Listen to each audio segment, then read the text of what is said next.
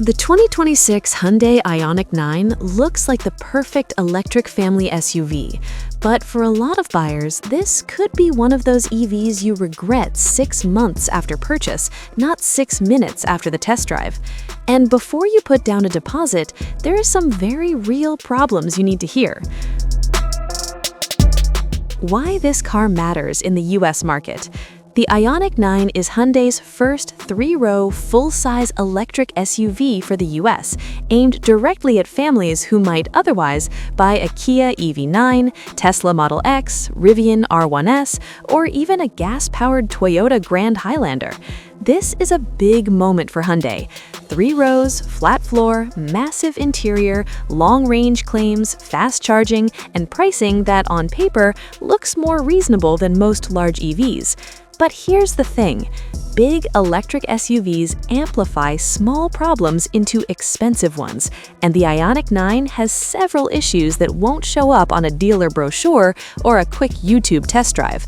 Let's break them down. The 5 biggest problems with the 2026 Hyundai Ioniq 9. Problem number 1. Real-world range drops hard with people and cargo. On paper, the Ioniq 9's long-range versions promise over 300 miles of range. In real ownership, that number is optimistic, especially for how Americans will actually use this vehicle. Here's why. This is a large, boxy 3-row SUV that weighs well over 5,500 pounds. Add 4 or 5 passengers, a full trunk or cargo box, highway speeds, cold weather, or towing anything at all, and range drops fast. Owners coming from smaller EVs or gas SUVs are often surprised how much efficiency collapses once the 3rd row is in use. For suburban commuting, it's fine. For road trips with kids, luggage, and AC blasting, you'll be planning charging stops far more often than expected. This isn't a Hyundai-only issue, but it is a reality buyers underestimate. Problem number 2. Charging is fast until it isn't. Yes, the Ioniq 9 uses Hyundai's 800-volt architecture, which is excellent. Under perfect conditions, it can charge extremely quickly on DC fast chargers. But in the real world, US charging infrastructure is still inconsistent. Common ownership complaints already emerging with Hyundai EVs: chargers delivering half the advertised speed, apps failing to authenticate, stations offline or blocked, slower charging in cold weather. And when you're driving a large family SUV, slow charging isn't a minor inconvenience, it becomes a trip planning problem. Unlike a Model X with Tesla's supercharger network, Ioniq 9 owners are still juggling Electrify America, EVgo, ChargePoint, and local utilities. If you road trip often, this will test your patience. Problem number 3. 3rd row is big, but not always comfortable. Hyundai deserves credit. The Ioniq 9's interior is spacious and flexible. But here's the honest truth. The 3rd row is more usable than comfortable. Yes, adults can fit. No, most adults won't want to sit back there for long trips. Issues include thinner seat cushioning compared to the 2nd row, upright seating position, limited under-thigh support, reduced airflow when fully loaded. For kids, totally fine. For occasional adult passengers, acceptable. For full-size adults on a road trip, not ideal. If your household frequently uses all 3 rows with adults, this matters. Problem number 4. Software and infotainment still feel overcomplicated. Hyundai's tech looks impressive at first glance. Huge screens, sharp graphics, customizable layouts, but ownership tells a different story.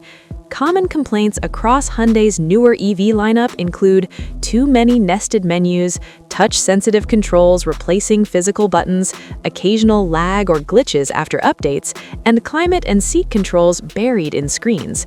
When you're driving kids, managing navigation, or adjusting climate on the fly, simplicity matters more than visuals. Compared to Tesla's smoother UI, or even some newer GM systems, Hyundai software still feels like it's trying to do too much at once. This isn't a deal-breaker, but it is a daily friction point. Problem number 5. Price creep makes the value less clear. This is the big one. The Ioniq 9 is supposed to be the value alternative to luxury electric SUVs.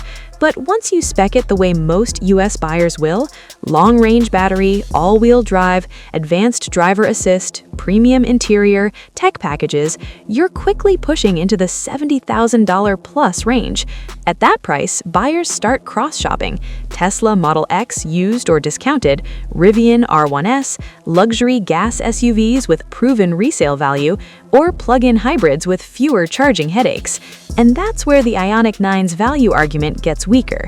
It's not overpriced, but it's no longer the obvious bargain it appears to be in base trim ads.